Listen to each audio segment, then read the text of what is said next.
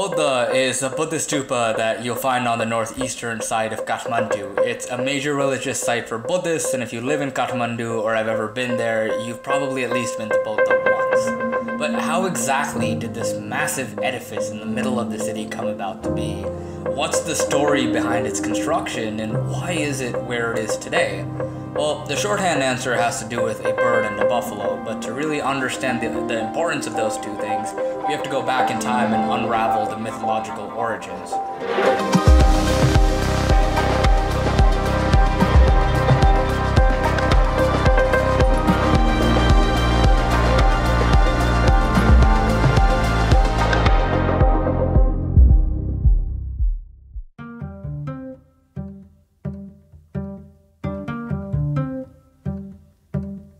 Among the many stories of Buddha's origins, one of the most prominent ones can be found in the Bamsawali, a collection of texts that details the ancient history of Nepal.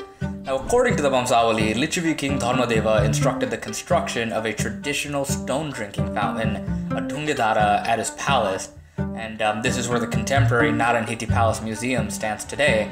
However, when there was no sign of water, the king decided to consult with his astrologers, who suggested that a male candidate with 32 perfections, or Bhattis Lakshans, would suffice to bring water. And when the king asked them what they meant, they responded that somebody would have to be sacrificed. And when he asked where he could possibly find someone for that sacrifice, the astrologers said that only him and his son Mandev had the 32 perfections. Now, upon hearing this, Dharmadeva decided to talk to his son and told him that a man would be sleeping with his head and face covered during the night outside the palace, and upon seeing that man, he should strike him down without looking at who it was. Dharmadeva was that man. Upon realizing he had committed parricide and killed his own father, a very guilt-ridden Mandev decided to go to the goddess Vajrayogini in Saku to solicit advice. And when he got there, the goddess directed him to build a stupa of repentance so he could redeem himself. When Mandev asked where he could possibly build a stupa like that, she replied that he should release a bird, or a kalij in Nepali, and where it would land would become the location of the stupa. And that location is where we see Buddha today. But that's just one story. The other story comes from the text The Hidden Treasure of Guru Padmasambha, a religious text important to Tibetan Vajrayana Buddhism. And this story starts with Avalokiteshvara, the Tibetan deity of compassion and mercy.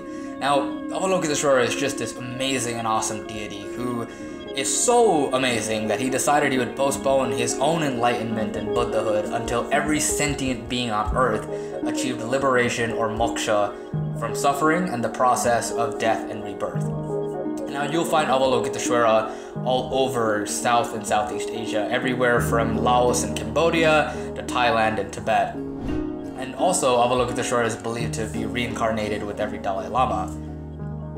But anyways, Avalokiteshvara worked to liberate all beings from the sorrows of this world, and at one point he thought his task was complete. But after climbing to the upper reaches of Boudha Palace in Lhasa, his home, he realized his task was far from over. He saw that there was still suffering and pain in the world, and that led him to an emotional state where he was so overwhelmed that he cried 2 drops of tears and prayed that those tears would help all other beings feel liberated. Now, these 2 tears would become the daughters of Indra. One of the daughters really happened to like flowers, so one day she decided to steal flowers from the Garden of Heaven. But of course, she was eventually caught, and as her punishment, she was sent back to the human world and was reborn into current-day Nepal. Here, she was reborn to a poultry farmer and grew up with 4 different husbands who each died but left her with 1 son each. Her final husband, like her father, was a poultry farmer, and after running that business for many years, she decided that she had made enough money and she was going to educate her sons. Her husband also died in the process, so she was left with herself and her 4 sons. As an endeavor to get rid of all her sins, she decided to construct a stupa with the proceeds of her business, and before starting construction, she petitioned to the king of that time to grant her land and permission. Now, this is where the buffalo comes in. The king gave her permission to build on the condition that she use an area of land measuring to the size of the buffalo skin. And with the help of her 4 sons, she was really smart about this, and she cut the buffalo skin into thin pieces and decided to circle around Buddha, laying the thin strips as she went, and that gives Buddha the circumference that we are accustomed to today. And that's how she also managed to gain such a large piece of land with just the buffalo skin.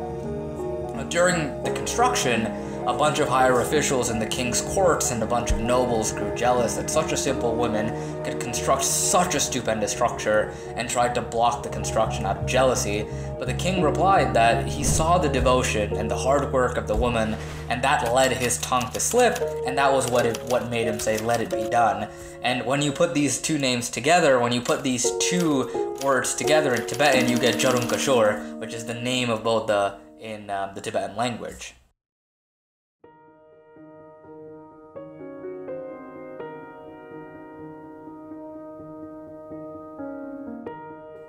Now, these two different origin stories and the others around Buddha are a testament to just how intertwined Nepal and Kathmandu's history is to various ethnic groups.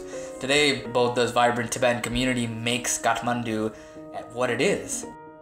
The community itself settled in Buddha from 1949 to 1959, when the Republic of China at that time claimed all of Tibet as its own and went on to launch an invasion. This led to the internal displacement of over 1 million Tibetan refugees, and many of them spilled over across the border into Nepal and India. While many of them took refuge in India, a considerable number of Tibetans also entered Nepal, and Tibetan refugees started arriving in the 1950s, but it was really after the 1959 Lhasa uprising that the majority of them came into Nepal.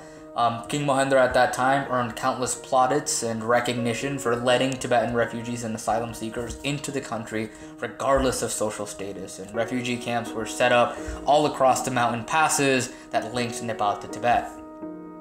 Now, most of the Tibetan refugees decided to settle near religious sites. Most prominently, Tibetan refugees settled around the Boudha Stupa, as it was an important part of Tibetan mythology, and it was a place that Tibetan monks and gurus had been making a journey to for centuries.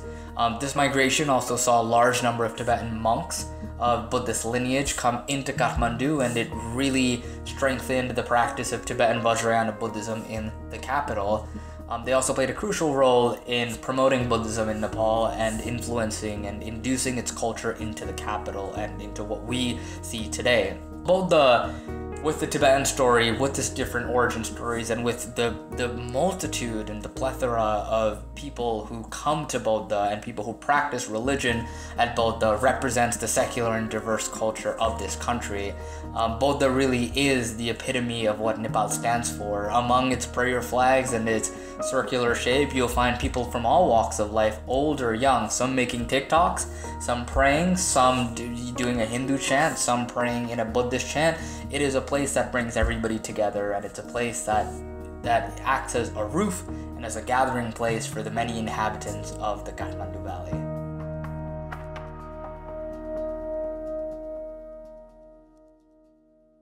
Thank you so much for joining us on this video. This marks the beginning of a 3-part series where we look at the mythological origins and the architectural symbolism, and then what Buddha means to the community.